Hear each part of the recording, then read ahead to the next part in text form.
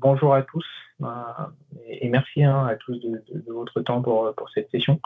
Donc bienvenue à ce webinaire qui va être autour justement des solutions MTR, Microsoft Teams Room. Et le but là de notre session, c'est simplement de vous partager les tendances autour de cette solution et aussi on verra comment ça évolue, en tout cas comment ça a évolué dans le temps, mais après comment on peut réussir son projet de migration vers les solutions de migration de salles de réunion. Je vais me présenter. Donc moi, je suis Joël Moutanok, consultant en communication et collaboration au sein du cabinet Navigacom. Donc je fais partie du domaine Digital Workspace avec mon collègue ici présent, Florent, que je vais laisser se présenter. Bonjour à tous, donc Florent Gibard. Je suis donc consultant également au sein du domaine Digital Workspace avec Joël. Et aujourd'hui, nous serons donc deux pour vous faire cette présentation, pour animer plutôt ce webinaire. C'est ça. Merci Florent. Comme je l'ai dit précédemment, le déroulé du webinaire va se passer en 3 temps. Donc, on aura une première partie où on va faire un petit focus sur la partie marché, les évolutions et les développements par rapport à ces dernières années. Une deuxième partie où on va parler de toute la partie hardware et également de la partie licence, et ce, en faisant un focus justement sur la différence entre l'OS Windows et la partie Android. Et enfin, la dernière partie, là, on va se focaliser plutôt sur les prérequis ou on va dire les bonnes pratiques à adopter lorsque l'on souhaite mettre en place un projet de migration vers des solutions MTR. Donc, pour information, le webinaire, l'échange est prévu pour une vingtaine de minutes. Et à la fin de la session, on va vous laisser une dizaine de minutes pour pouvoir échanger ensemble, pour que vous puissiez nous poser vos questions. Néanmoins, n'hésitez pas, si vous avez des questions pendant la session, à les rajouter dans le chat. On pourra arrêter la présentation pour répondre à votre question, ou alors, en fonction des questions, on pourra les traiter directement à la fin. Donc, n'hésitez pas à laisser des messages si vous avez des questions dans l'immédiat que vous pouvez oublier à la fin. Donc voilà pour la présentation de l'agenda. Je vais laisser la main à Florent qui va commencer par vous présenter justement toute cette partie, ce focus sur la partie marché et développement de ces dernières années. Très bien. Donc effectivement, si on fait un petit récapitulatif de l'évolution du système MTR, donc dans un premier temps, il est important de rappeler que on parle actuellement de MTR qui finalement est plutôt un abus de langage puisque ça concerne vraiment ce que l'on va appeler les Microsoft Teams Room. La Microsoft Teams Room, ça va se composer de 2 couches. Dans un premier temps, on va avoir une partie qui sera complètement hardware avec donc l'équipement qui sera proposé par différents constructeurs et toute une partie donc plutôt de software, donc partie logicielle, avec un compte Microsoft Teams Room qui sera donc managé dans tout le tenant donc le tenant entreprise. D'un point de vue legacy, on était principalement sur des solutions de type Cisco, Polycom ou Lifesize pour pouvoir héberger sa solution de meeting room. Et peu à peu, avec le développement de ces solutions MTR de manière globale, on va avoir différentes solutions qui vont apparaître, donc Microsoft Teams Room bien évidemment, Zoom, mais également Google Meet. On passe donc d'un système qui était complet, composé d'une partie hardware et du software qui le complète, à une partie qui va se décorréler, où on va avoir un constructeur qui va nous fournir du matériel hardware et un provider qui va nous fournir une partie licensing, une partie plutôt software que l'on pourra utiliser directement sur notre équipement. On a également, une évolution du BIOM, donc le Bring Your Own Meeting, dû à l'agilité et au déploiement de différentes solutions, donc que ce soit au sein des mêmes entreprises, mais également en fonction des roadmaps que l'on peut avoir au sein des entreprises. Finalement, cette évolution d'un modèle legacy avec un pack complet à un modèle qui est un petit peu plus agile avec du BIOM notamment, va engendrer des réductions des coûts puisqu'on aura un matériel qui devra donc être plus flexible. On aura également une évolution du nombre de meeting rooms dans son entreprise et on aura donc de plus en plus de systèmes en biome qui seront disponibles au sein des entreprises. Si l'on fait un petit historique sur l'évolution de la MTR, donc la MTR originellement, pardon, ça s'appelait plutôt la Skype Room System. Donc c'était la première solution qui avait été proposée par Microsoft et qui sera donc renommée par la suite en Microsoft Teams Room. Ça bénéficie, l'intérêt plutôt de cette solution-là, c'est de pouvoir intégrer l'écosystème Microsoft directement dans ces salles de réunion. Au fur et à mesure des années, on va voir qu'il y aura un petit peu d'évolution en termes de constructeurs pour les MTR, mais au début, on avait les trois principaux qui étaient Logitech, Crestron ainsi que Polycom.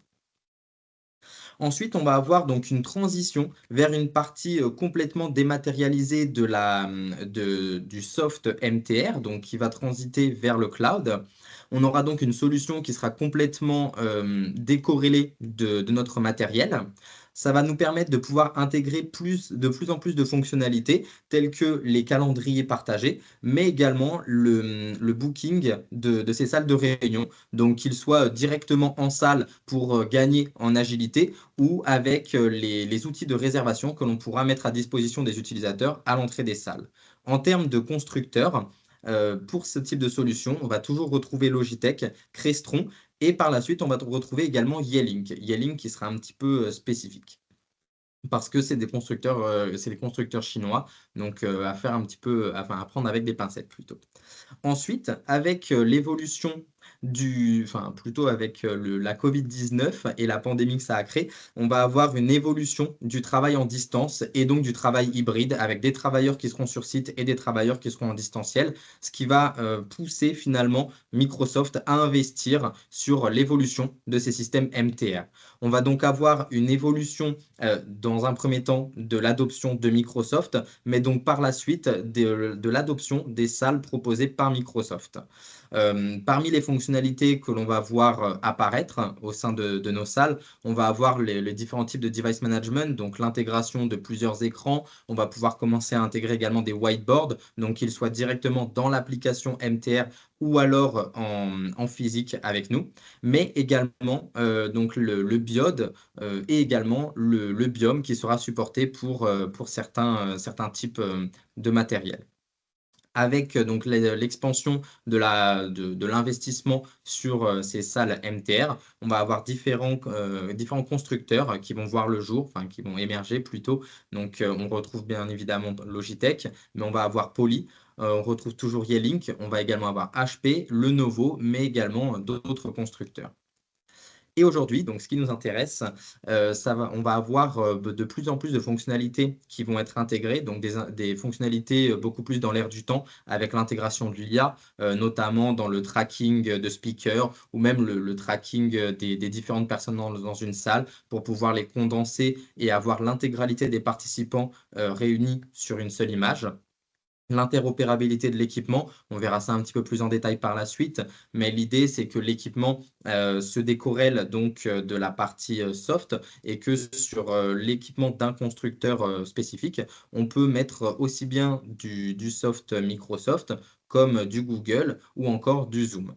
Et également, on va avoir donc l'émergence de tout un système hébergé et fonctionnel sur Android qui va donc apporter son lot de fonctionnalités, bien évidemment, qui sera un petit peu plus différent de Windows et que l'on va voir en détail là tout de suite. Donc, on va avoir ces deux sous-couches, en fait, Android et Windows, qui seront donc liées à la partie complètement hardware. La partie software logiciel sera complètement décorrélée. Ces deux types de hardware vont avoir leurs propres points forts. Dans un premier temps, du côté d'Android, on va avoir des solutions qui seront faciles à déployer, qui seront agiles, puisqu'on n'a pas besoin d'avoir de câbles entre les différents équipements de notre salle MTR sous Android. Il suffit juste que ces deux-là, que ces équipements pardon, Android soient sur le même réseau et ils peuvent interagir sans aucun problème. De fait, du côté d'Android, l'intelligence sera portée directement dans la soundbar. Donc, on aura une réduction de prix puisque puisqu'il y a moins d'équipements finalement pour pouvoir constituer une MTR. les producteurs, enfin les constructeurs de ce type de technologie sont en capacité de proposer des prix plus attrayants. On a également un support du biode, mais également du biome, puisque on peut changer de manière très facile en utilisant les SAS qui sont proposés par les constructeurs des technologies MTR pour pouvoir changer entre du MTR, du Google ou du Zoom. Et on a également l'intégration du biode en se branchant directement depuis son PC à sa barre. Et donc, ça rejoint finalement ce dernier point qui est un des gros points forts d'Android, c'est vraiment cette adaptabilité, puisqu'on n'a que deux équipements pour pouvoir supporter une MTR, à savoir une petite tablette et une soundbar. Donc, en termes d'agilité dans le déploiement des salles, c'est beaucoup plus simple avec de l'Android qu'avec du Windows. Les salles Android seront plutôt adaptées pour des petites salles voire des moyennes salles. En revanche, Windows, leur grand point fort, c'est vraiment de pouvoir être en capacité d'équiper des grandes salles, voire des salles vraiment spécifiques, puisque l'équipement Windows pourra supporter des caméras multiples, différents microphones, on aura un support de différents écrans qui sera disponible sur du Windows. On pourra notamment y intégrer du Shure, par exemple, en termes de constructeurs spécialisés. Également, sur du Windows, puisqu'on a une couche de Windows dans notre équipement, on pourra intégrer cet équipement-là dans les outils de management de Microsoft, à savoir Microsoft Endpoint Manager. En termes également d'équipement, on aura de l'équipement qui sera donc plus puissant, puisque l'intelligence de la MTR sera portée dans un petit PC qui sera à part, qui sera connecté donc avec notre barre et notre tablette, ce qui nous permettra donc d'avoir plus d'équipements et d'avoir un système qui sera plus puissant. Et également Windows, ce qui fait leur force jusqu'à maintenant, et là on voit que la tendance est en train de changer du côté des constructeurs, c'est que Windows est un constructeur qui est considéré legacy, donc on a globalement beaucoup de fonctionnalités qui sortent en avance sur Windows, mais petit à petit, Android est en train de rattraper son retard et donc de pouvoir être en capacité de proposer les mêmes fonctionnalités que du Windows au même moment. Et on va voir que côté constructeur, certains prévoient de faire passer finalement de l'Android au-delà du Windows en termes de fonctionnalités proposées. Donc voilà pour la Laurent, partie. je me permets de t'interrompre 2 secondes. Bien sûr. Est-ce qu'il y a des questions? Est-ce qu'il y a des réactions ou pas de votre côté? N'hésitez pas à lever la main, réagir dans le chat. Si c'est ça. Oui. Petite question, Jonathan Total Energy. Merci pour le partage du marché. Très clair, hein, la différence entre Android et Windows. Maintenant, on a tous dans nos bâtiments et des petites salles et des grandes salles. Oui. Quid de la cohabitation de MTR, Android, Windows? Est-ce que c'est quelque chose qui s'envisage? Pas du tout. Enfin, comment vous voyez un peu les choses ou Oui, en fait, c'est quelque chose qui peut s'envisager, dans un souci de cohérence en termes d'expérience utilisateur, c'est quelque chose qui sera peut-être pas forcément optimal. Néanmoins, comme je le disais, en fait, dans les roadmaps des constructeurs, il est prévu de pouvoir, équiper de l'équipement Android de la même manière que de l'équipement, Windows. Donc au final, pour de l'existant, effectivement, s'il y a quelques disparités entre du Windows et de l'Android à disposition dans les salles, il n'y a pas forcément une nécessité de remplacer l'intégralité de l'équipement. En revanche, pour équiper des salles qui seront en devenir, on peut complètement envisager d'utiliser qu'une seule technologie parmi les deux, puisqu'on va avoir des fonctionnalités qui vont être de plus en plus similaires. Et pour garantir une expérience utilisateur C'est homogène. ça. Exactement. D'ici Merci. 2025, de mémoire, l'idée serait d'avoir des fonctionnalités qui soient équivalentes entre de l'Android et du Windows. Après ça, c'est vraiment roadmap constructeur et également ce que Microsoft permet à Android ou à Windows de pouvoir accueillir comme fonctionnalité lors du déploiement. Mais voilà, en tout cas, côté constructeur, c'est quelque chose qui arrive. Oui, je vois qu'on a une deuxième On a question. une deuxième, ouais, Oui. on va prendre un deuxième point avant de continuer. Vas-y. Oui, une question rapide. Est-ce qu'il y a, Kim Lee April, je voulais savoir s'il y avait une tendance sur le raccordement de ces équipements plutôt sur le réseau bureautique versus IoT, ou est-ce que ça reste encore très dépendant de l'écosystème de l'entreprise? Alors, quand vous dites le raccordement, dans quel sens utiliser Réseau, du... pardon. Ah, Réseau. sur la partie réseau, est-ce qu'on utilise plutôt du filaire ou du Wi-Fi par exemple? Non, non, plutôt, est-ce que ce type d'équipement se branche comme sur les PC bureaux, sur le même réseau que sur les PC bureautiques, ou est-ce que les entreprises ont plutôt tendance à brancher ce type d'équipement quand ils disposent de réseaux Oui, d'un spécifiques pour réseau tout ce qui est spécifique. contrôle d'accès, etc. Ils choisissent quelle approche? Alors, ça va complètement dépendre de la politique de l'entreprise. On va avoir des entreprises qui vont avoir tendance à tout mettre sur le même réseau, mais ce sera des entreprises qui seront un petit peu plus, enfin, qui auront un peu moins de restrictions finalement en termes de cybersécurité. Enfin, l'éthique sécurité voudrait que l'on ait un réseau qui soit spécifique et qui soit dédié pour ces équipements. Maintenant, ça va dépendre de l'entreprise et de ses politiques de cybersécu. Donc oui, ce qu'on va Merci. observer généralement, c'est ça, c'est le réseau d'entreprises bureautiques. Ok. C'est ça. Et ça dépend pas justement Windows bureautique, Android plutôt à part, ou non, c'est pas lié? Android, ce sera plutôt du... Enfin, dans tous les cas, on va passer par de l'Ethernet. Ça, c'est une chose qui est certaine. En revanche, après, est-ce qu'on met un réseau alloué spécifique avec de l'adressage adresse IP spécifique pour ces équipements-là? Ça va dépendre un petit peu. À l'heure actuelle, du côté d'Android, c'est un petit peu plus restreint que sur du Windows. Sur du Windows, on peut même se mettre sur un Wi-Fi enfin, complètement libre, sans aucune sécurité, etc. Maintenant, voilà, c'est vraiment des politiques d'entreprise, mais effectivement, enfin, le must-have serait d'avoir un réseau dédié pour notre équipement avec du filaire. J'espère avoir suffisamment répondu à la question. Parfait, merci. Merci Pas de Florent, souci. je te laisse continuer, on reviendra sur les questions dans un second temps. Oui, Merci. pas de souci.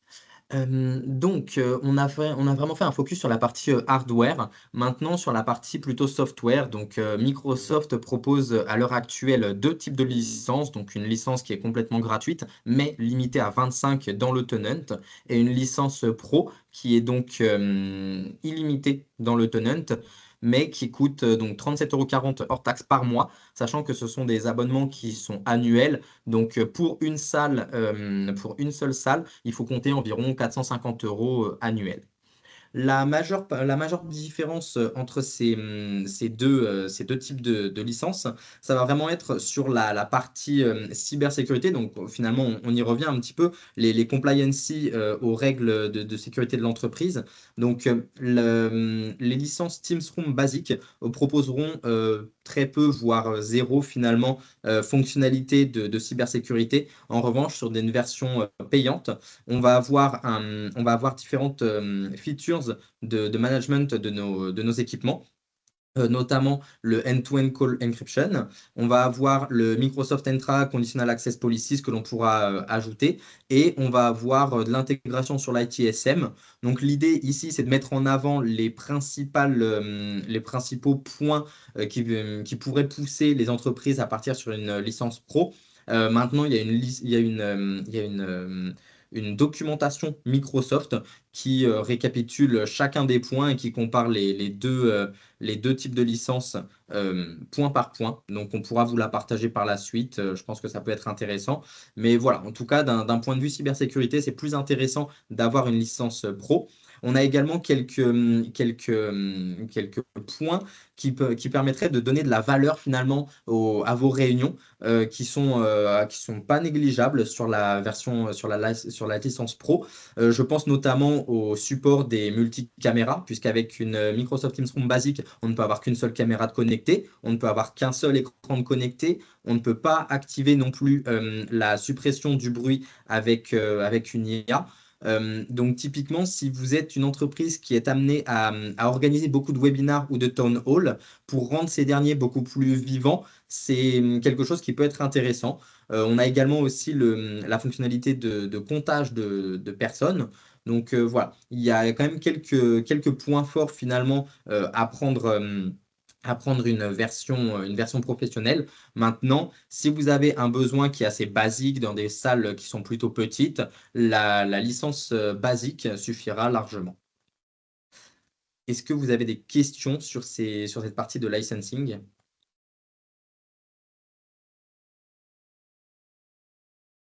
Hop, par ailleurs, je lis. Oui. Je Quoi qu'on vois peut qu'il- dire. Oui, pardon. Désolé, Non, ouais, j'aurais une question, Benoît Moinet. Oui. La Teams Phone, je vois Teams Phone standard, ça veut dire que la Teams Phone standard est incluse dans la licence Microsoft Teams Room Pro. Alors, c'est inclus par défaut, mais il y a quelques subtilités. J'ai plus l'intégralité de ces subtilités-là, justement, et c'est pour ça que je vous propose également de vous partager de vous partager la documentation Microsoft. Mais effectivement, on a des fonctionnalités de base qui sont incluses dans la version professionnelle. Ok, merci. C'est que du direct routing qui est autorisé. Ok. Ok. Donc il faut Ça que vous change ayez tout. déjà, Ouais. faut que vous ayez déjà la licence ou l'infrastructure associée pour pouvoir après y mettre un numéro de téléphone sur votre Teams Room. Sinon, c'est pas du calling ou autre. Vous avez déjà une existant. Vous pouvez rajouter un numéro, un SDA. Ok, merci. Oui. Très bien. On a une main levée encore, Lucky. Oui, une question rapide. Les Teams Panel, c'est inclus ou c'est des licences séparées pour avoir le support des tablettes à l'entrée des salles? C'est en séparé. Il faut une licence aussi pour pouvoir les utiliser. Merci. J'aurais pas dit la même Non. chose, moi. Non, c'est faux. Pour moi, quand on a la licence Teams Rooms Pro, on a la licence pour Teams Panel. Oui. Ok, il faudrait que je inclus dedans. vérifie. C'est inclus Effectivement. dedans. Je suis quasi sûr. Hein. C'est si vous Ok. l'utilisez en Teams Room quand vous avez Teams Room Pro, c'est inclus dedans. Exactement. Vous participez, entre guillemets, vous avez l'opportunité de l'utiliser. Par contre, si c'est une salle qui est non équipée d'une Teams Room, par contre, là, il vous faut une licence qui s'appelle Shared Devices. Ok. Ah oui, ok, d'accord. Et qui n'est Oui, pas c'est inclus en une basique. licence spécifique. Ouais. Et qui n'est pas en basique, non. C'est Ouais, une licence, merci beaucoup. c'est une tarification spéciale. Très bien. Bah, merci, messieurs, pour ce complément-là. Dans tous les cas, comme disait Florent, on a des éléments en plus qu'on pourra vous partager via la documentation de Microsoft. Je vous propose d'avancer, puisqu'on sera limité dans le temps sinon.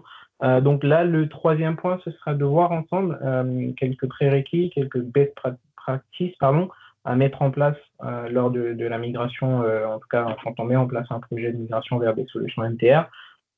Sachant que ces éléments, ces points-là ont été construits, nous, sous la base de nos expériences, des projets que nous avons effectués chez quelques de nos clients et aussi sous la base de quelques discussions que nous avons eues avec des retours d'expérience. Donc, ici, le but, c'est simplement de vous partager quelques points qui sont parfois négligés, qui sont parfois sous-estimés lorsqu'on commence ce type de projet et en parallèle aussi fournir qu'est-ce qu'on peut faire, qu'est-ce qu'on peut mettre en place pour remédier à cela.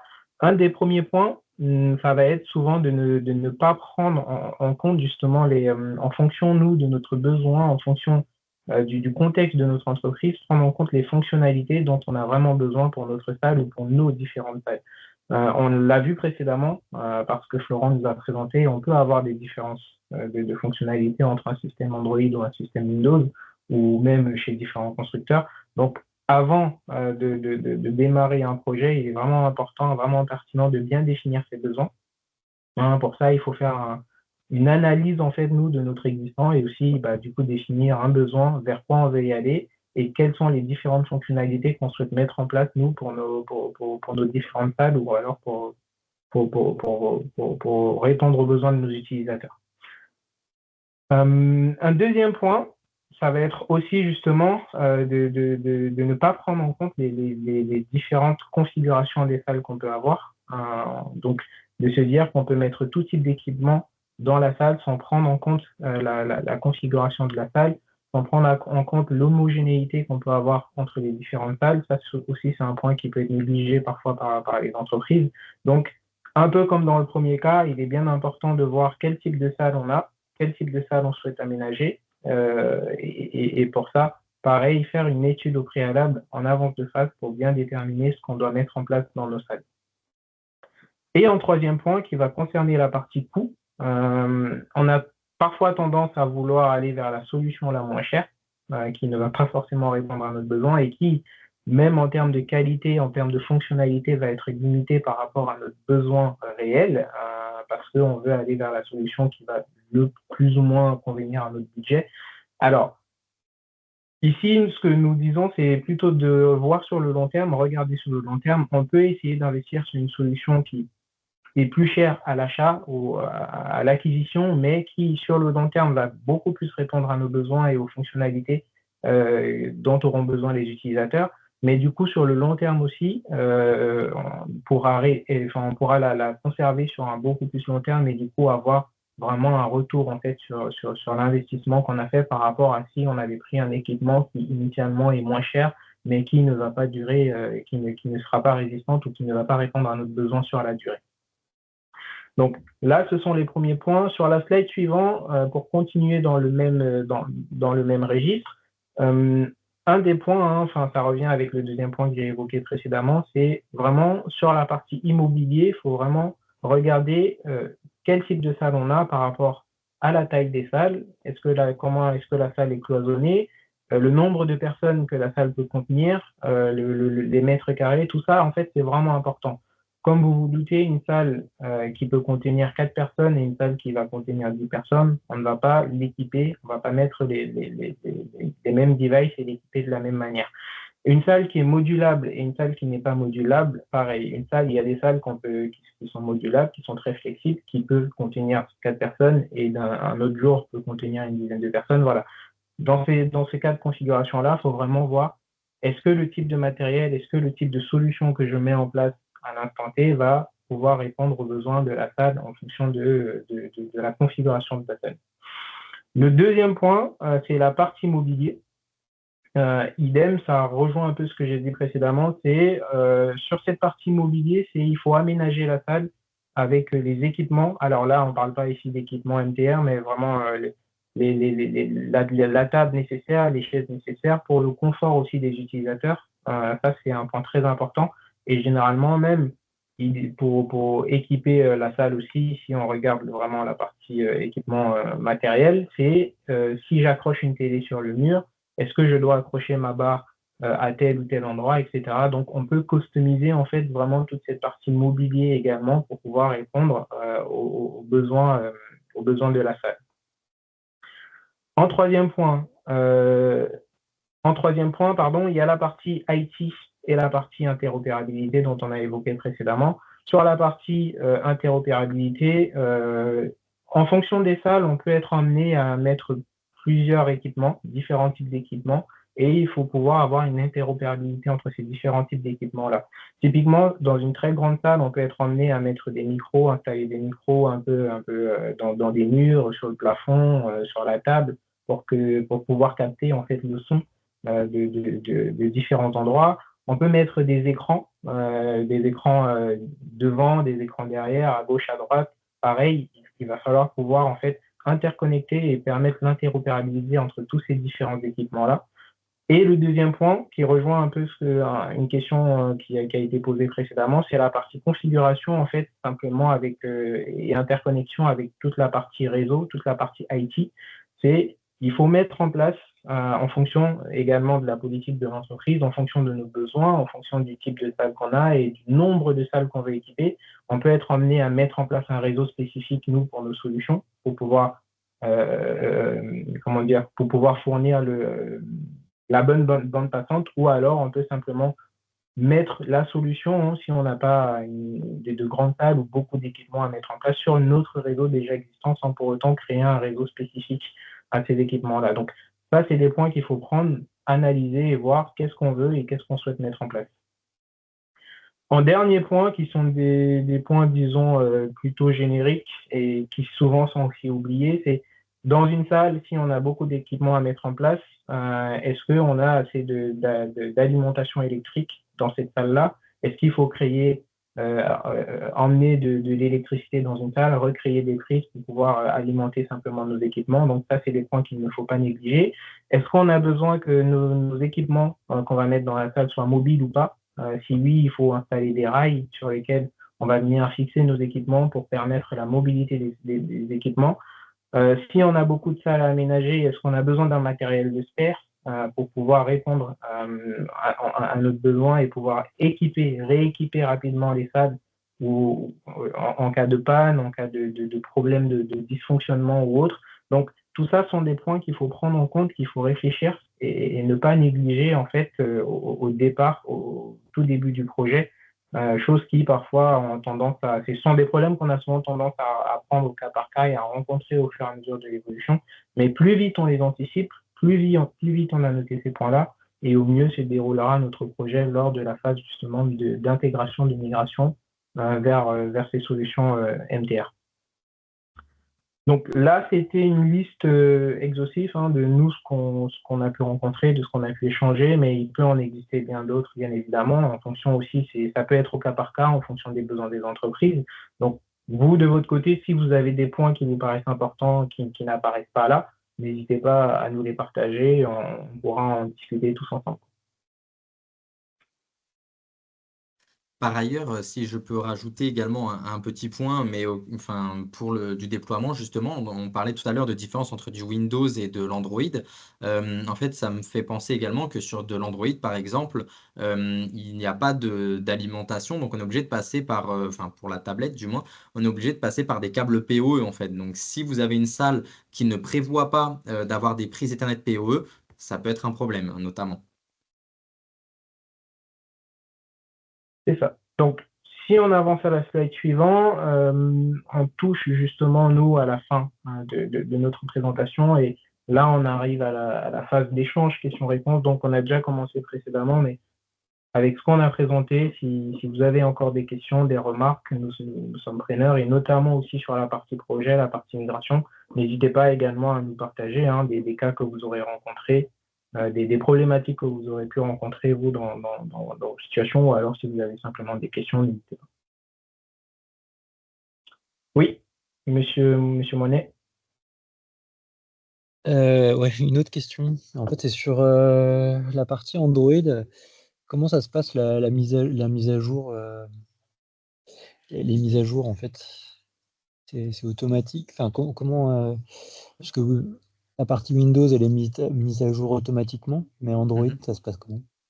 Android, ce qui est intéressant avec, c'est qu'en fait, depuis le tenant Microsoft de mémoire, le Teams Admin Center, pardon, on peut directement déployer les mises à jour. En fait, on a la liste de l'intégralité. Donc, il y a par défaut le soft Microsoft Teams Room, il y a toute la partie mise à jour de l'équipement, etc.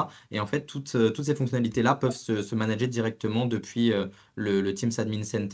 Et ce qui est intéressant, c'est qu'on peut soit les faire manuellement, soit on peut les programmer.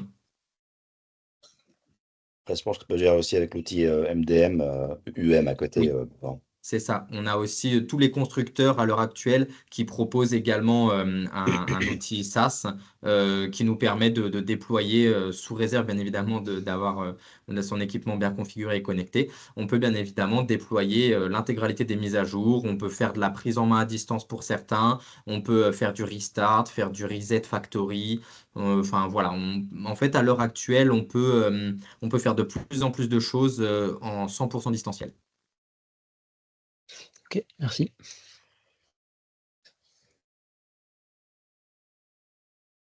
D'autres questions dans la salle?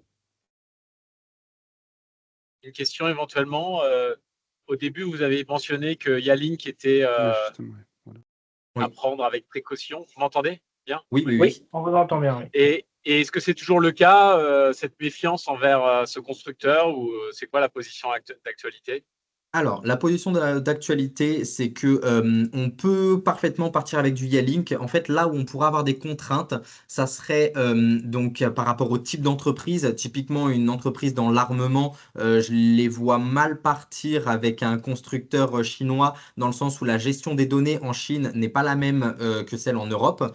Et ça peut être aussi conditionné par les clients avec lesquels vous traitez. Je pense typiquement à un cas chez un client en fait où Yelink a été mis en stand-by parce que certains clients de ce client finalement posaient un conflit, on va dire, avec le fait d'utiliser de l'équipement construit en Chine complètement. construit, et en plus le fait que Yeeling soit complètement chinois. Donc c'est de la politique de sécurité, et quelles sont les autorisations que vous avez côté entreprise dans un premier temps, mais également côté client. En gros, la bonne pratique qu'on a fait de vérifier avec la cybersécurité et les achats, il n'y a pas de question en interne par rapport à ça. On prend en compte la réglementation spécifique d'entreprise. Donc, dans la banque, par exemple, mais de la défense, en effet, il y a des directives, des réglementations spécifiques à prendre en compte qui pourraient nous rendre un peu plus méfiants vers certains constructeurs typiquement chinois. Après, je pense, April, c'est pas peut-être forcément votre cas, Kim, mais Oui, non, on a vu ça avec les achats, il n'y a pas de souci, mais merci, c'est pour ma culture en même temps. bien, très bien. Pas de souci. Après, je ne sais pas, Benoît chez Thales, est-ce que c'est le cas avec de partir avec un acteur chinois? C'est un peu moins. C'est plus délicat. Non, Voilà. C'est compliqué. Ouais. On peut se poser la même question pour les Américains. Pourquoi les Chinois spécifiquement? Parce qu'on préfère être espionné par les Américains que par les Chinois. Ah, que par les Chinois. Comment vous faites pour faire des déploiements multi-fabricants, pour gérer les équipements, etc. Comment vous gérez ces aspects de mise à jour, etc. ou éventuellement déploiement, quand par exemple vous prenez du Yeeling, du Logitech, du Poly, etc. Comment vous faites, vous, pour manager tout ça? Alors là, typiquement, une bonne pratique serait d'éviter justement d'avoir une multiplicité des marques. Généralement, on va essayer de passer par un seul constructeur dans un premier temps pour avoir des réductions de coûts, bien évidemment, mais aussi parce que on pourra tout centraliser en termes de management, en termes de déploiement également. Donc, c'est quelque chose qui n'est pas conseillé. Jusqu'à maintenant, je n'ai pas vu le cas, donc j'aurais pas de réponse terrain à vous apporter. Mais voilà, c'est quelque chose, ce serait pas conseillé en tout cas de faire cette démarche-là. Justement, dans les bonnes pratiques, la tendance va être d'homogénéiser au maximum. Notre la solution qu'on choisit, c'est vraiment d'aller vers la même solution pour éviter les problèmes de gestion, avoir plusieurs devices, plusieurs constructeurs à gérer, cas par cas. Après, Pardon. peut-être il y a d'autres clients ici, Total, Kajip et autres. Peut-être que si vous avez ce cas-là, vous pouvez partager votre vision. Mais en tout cas, nous, de notre côté, en effet, comme cabinet de conseil, généralement, les projets, on travaille, c'est avec un seul constructeur associé à la surcouche Microsoft. Après, le matériel, on va les retrouver dans le pro-portal Microsoft, hein, que ce soit du Yeeling, du Crestron, quel que soit. On retrouve tout après dans les outils Microsoft aussi. On peut manager un certain nombre de choses, mais. Mais la question, les couches basses hardware, ça reste au niveau constructeur, j'imagine. La question est plus comment vous faites, par exemple, alors en l'occurrence, pour gérer quand vous avez des déploiements à faire multi-constructeurs et qui, je prends l'exemple d'Android ou des choses comme ça, comment. Je comprends l'idée de dire que c'est plus simple de gérer qu'un seul portail, mais quand vous avez plusieurs use cases et puis un use case, par exemple, Logitech peut répondre, mais ne peut pas répondre dans un use case, vous êtes obligé de mixer, à mon avis, les technologies. Donc, pour le coup, là, bien sûr qu'on a le TAC, bien sûr qu'on a des portails qui sont mis à disposition, mais la manière de mettre à jour entre Logitech et Yeeling ou autre Poly ou ce que vous voulez n'est pas forcément la même. C'est pour ça que je posais la question, comment on fait quand on doit utiliser X portail finalement? Dans tous les cas, on aura le portail de centralisation qui sera proposé par Microsoft. Malheureusement, les fonctionnalités à disposition seront bien moindres que si l'on passe par les portails des constructeurs. Donc, il n'y a pas forcément de solution miracle, hein. On devra avoir différents portails, puisque les portails des constructeurs ne sont pas non plus faits pour pouvoir interagir les uns avec les autres. Ils ne sont faits pour supporter que leur propre technologie. Donc, on sera obligé malheureusement de maintenir différents portails. En tout cas, pour avoir des fonctionnalités plus poussées. Pour les fonctionnalités de base, mise à jour, etc., le portail Microsoft pourra déjà faire l'affaire dans un premier temps. Ok. On parle, je m'excuse, mais on parle pas de Cisco. Enfin, je sais que Cisco permet de faire, permet de faire du MTR sur les dernières Total va versions de pouvoir nous en Chrome OS. parler. Est-ce que du coup vous avez essayé qu'est-ce que ça donne? De mon côté, j'ai pas. Pardon. De mon côté, j'ai pas essayé énormément d'utiliser la technologie Cisco, puisque c'est une technologie qui est plus coûteuse que les autres solutions qu'on a pu voir. Généralement, ce sera pour des fonctionnalités spécifiques, puisque Cisco permet aussi de proposer des fonctions de sécurité qui peuvent être plus intéressantes que celles que l'on a avec Microsoft, donc du Cisco avec du Webex notamment. Sinon, hors ce cadre-là, justement, de besoin de sécurité, on n'a pas forcément, enfin, on va pas forcément se diriger dans un premier temps vers du Cisco. Peut-être, Juste une info. Jean-Marc, côté KGIP, je sais que c'est un sujet qu'on a évoqué ensemble il y a quelques mois. Est-ce qu'on est passé au niveau test réel, justement, avec les Oui, codecs? oui, bonjour François Arnoux et bonjour à Rodrigue avec qui j'ai travaillé chez Bonjour, Target il y a François. bien longtemps. Qu'est-ce que je veux dire? Oui, nous on est en POC. Alors je vais pas non plus faire le grand sachant et vous étaler ma science parce qu'on n'est que en POC pour l'instant. Par contre, on a testé, ça fonctionne. Effectivement, ce que je rejoins comme approche, c'est que Cisco est beaucoup plus cher, mais fournit beaucoup d'autres choses que Microsoft ne fournit pas, notamment les capteurs, par exemple, qu'il peut y avoir pour la température, l'humidité, etc. Maintenant, nous, on a un parc Cisco installé, donc en fait, on va le valoriser, c'est l'idée, en déployant la fonction Microsoft Teams Room si elle plaît à l'issue du POC ou qui est en train de se transformer en pilote. Et voilà, maintenant, c'est plus cher que de déployer des MTR Android, c'est certain, quoi. Voilà, c'est plus pour valoriser un parc existant que c'est intéressant. Voilà. Et sinon, ça marche. On a fait des démos, les gens étaient contents. Il y a la fonction hybride. Donc, soit on reste en Cisco WebEx et donc on a la visio SIP WebEx et plus la fonction MTR, soit on est en full Microsoft. Mais là, je vois que ça n'a pas d'intérêt pour moi. Dans ce cas-là, autant utiliser du matériel purement MTR, c'est moins cher.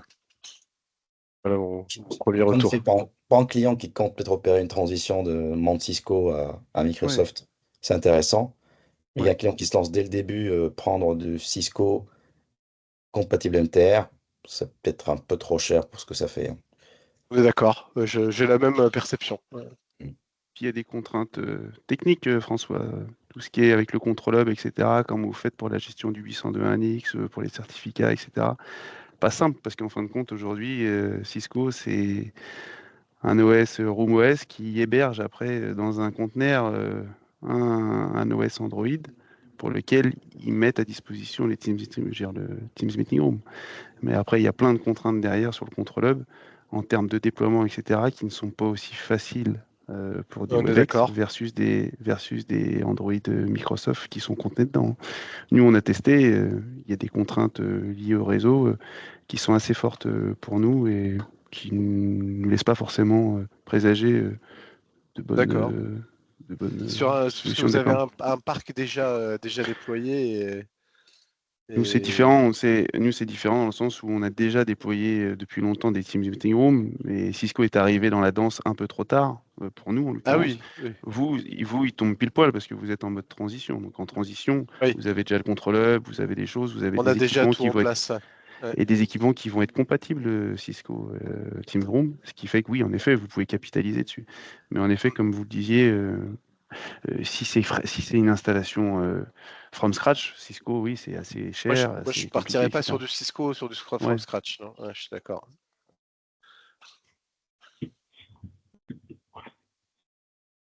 Moi, je suis plus aussi curieux de voir s'il y en a qui ont déjà déployé des versions Android, parce que j'ai travaillé essentiellement sur du Windows dans le passé, et moins sur de Android, en fait.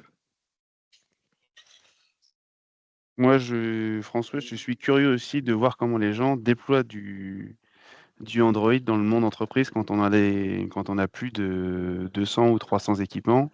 Comment les gens font pour monitorer, pousser des security compliancy, etc. sur ces équipements Android versus des Windows.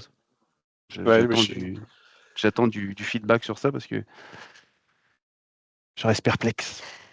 Je suis plus à l'aise sur du Windows, mais Android, c'est moins cher. Donc, en général, c'est ça Bon, qui c'est fait pas. que- François, est-ce que vous avez dit en introduction, Ouais. quand vous avez dit qu'Android c'était moins cher au début, je suis pas forcément d'accord, Ouais. Florent, parce que il y a des barres Lenovo qui sont sous Windows ou des Maxhub qui sont sur du Windows et qui sont au même prix que des Android, hein, pour exactement les mêmes fonctions. Hein. Oui, globalement, ça va plutôt dépendre des constructeurs. Effectivement, on va avoir des constructeurs qui vont s'aligner entre les deux, puisque au fur et à mesure, Android et Windows vont se rejoindre en termes de fonctionnalité. Donc, les prix commencent à s'aligner. Après, ça va dépendre du constructeur. J'ai vu certains constructeurs justement où c'était l'inverse. On avait encore du produit Android qui était un petit peu moins cher que du produit Windows, mais c'est également pour que Android prenne de la place sur le marché qui est actuellement majoritairement sur Windows.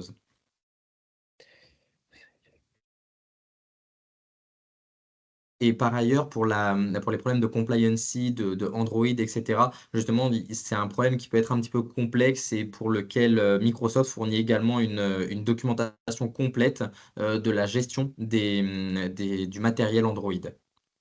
Puisqu'à l'heure actuelle, ils sont un petit peu dans une phase de transition en fait sur les logiciels qu'ils utilisent et la façon de manager ces équipements-là. Très bien.